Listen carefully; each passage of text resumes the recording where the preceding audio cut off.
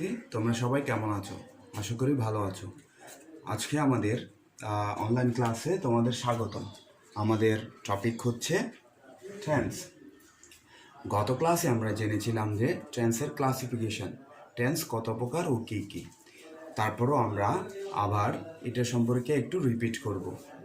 Tense হচ্ছে 3 প্রকার: present, past এবং ফিউচার।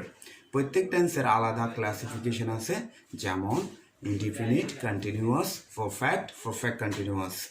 সো প্রেজেন্ট হলে কি হবে? Present indefinite, present continuous, present perfect, present perfect continuous.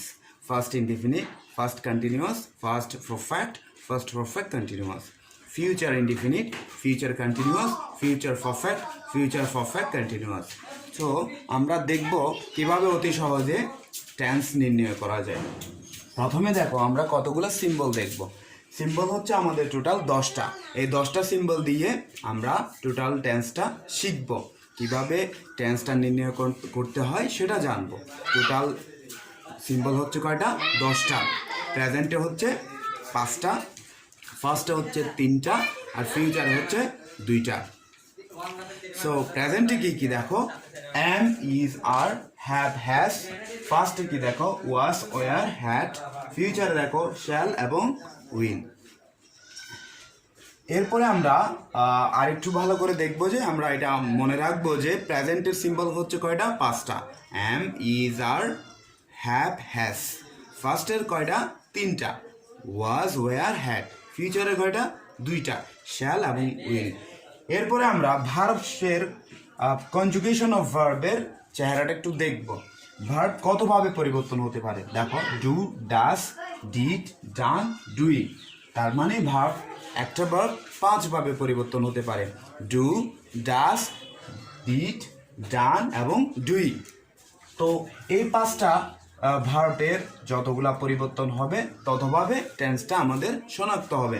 যেমন ধরো, কন্টিনিউয়াস হবে 6 প্রকার, ডান হবে 3 প্রকার মানে ভার্বের ফার্স্ট পার্টিসিপল, আর বাকি এই 2টা মিলে হবে 3টা টেন্স। তাহলে 3, 3 আর 6 টোটাল হচ্ছে 12টা টেন্স। আমরা সিম্বলের সাহায্যে কিভাবে টেন্সটা চিহ্নিত করা যায় সেটা সম্পর্কে এখন বিস্তারিত জানবো।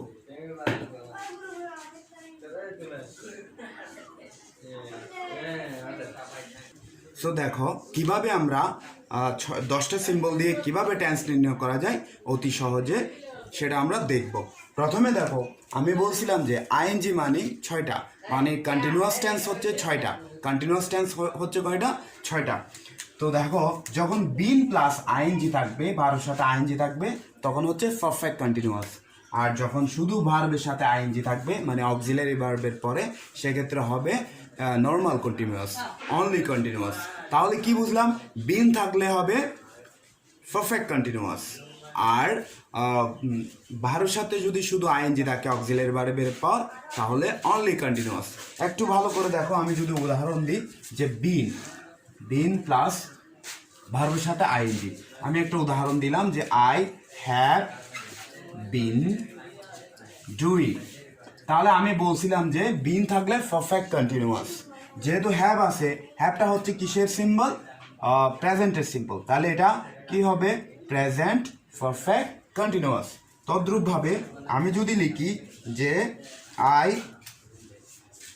হ্যাড বিন ডুইং, তখন বিন ডুইং হচ্ছে পারফেক্ট কন্টিনিউয়াস। যেহেতু হ্যাডটা হচ্ছে ফার্স্টে, তাহলে হচ্ছে ফার্স্ট পারফেক্ট কন্টিনিউয়াস।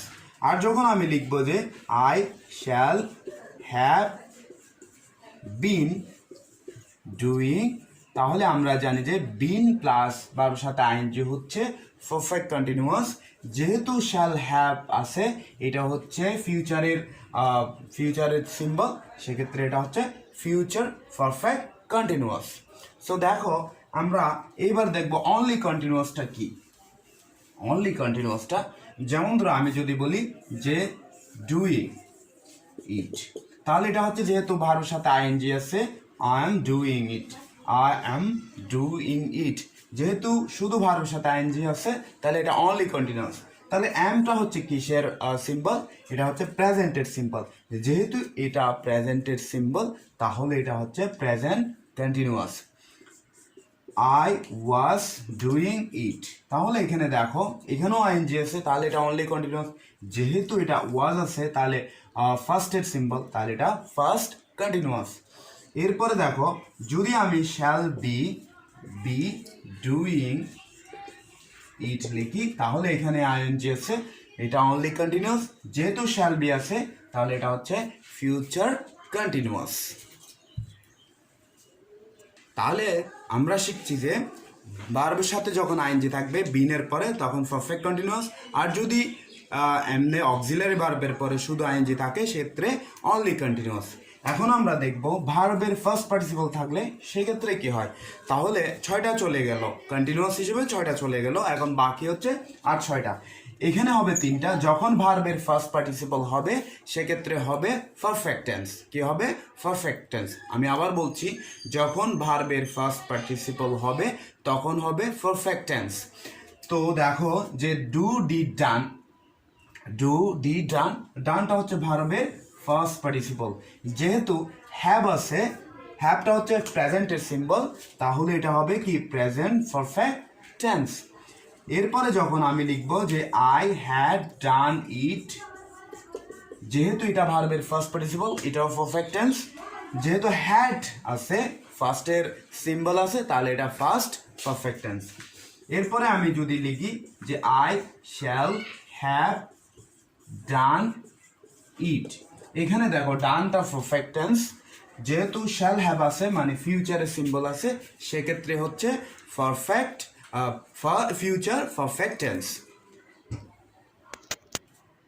তাহলে কন্টিনিউয়াস 6টা, পারফেক্ট 3টা, এখন বাকি হচ্ছে আর 3টা। তাহলে বাকি আছে হচ্ছে indefinite, present indefinite, first indefinite, future indefinite.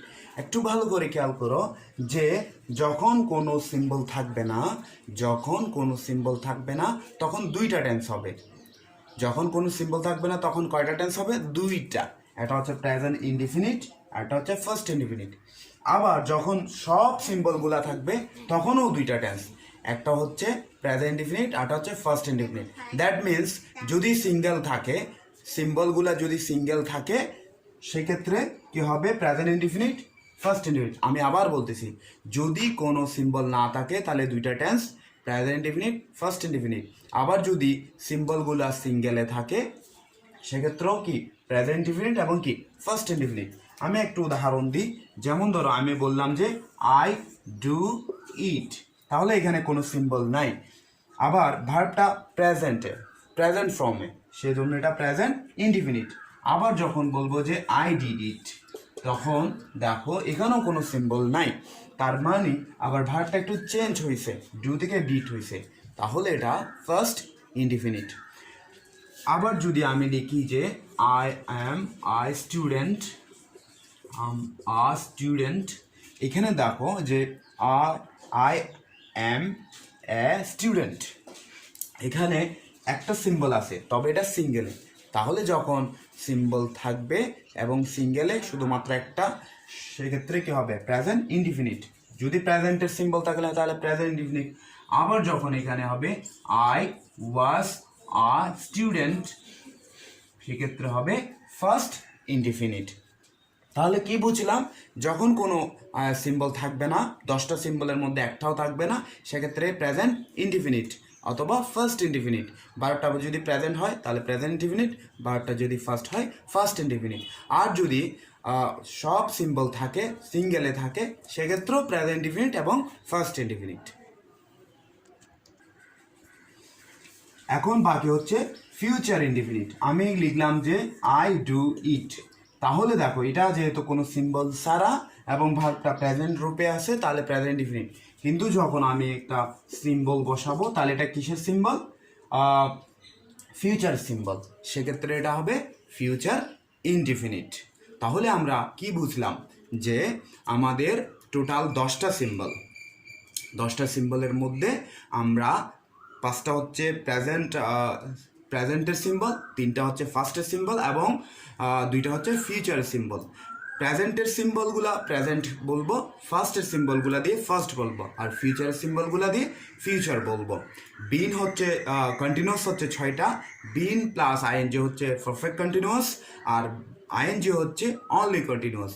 আর ভার্বের ফার্স্ট পার্টিসিপল থাকলে পারফেক্ট, আর বাকিগুলা যদি কোনো সিম্বল না থাকে সেক্ষেত্রে হচ্ছে যে 2টা টেন্স, প্রেজেন্ট ইনডিফিনিট এবং ফার্স্ট ইনডিফিনিট।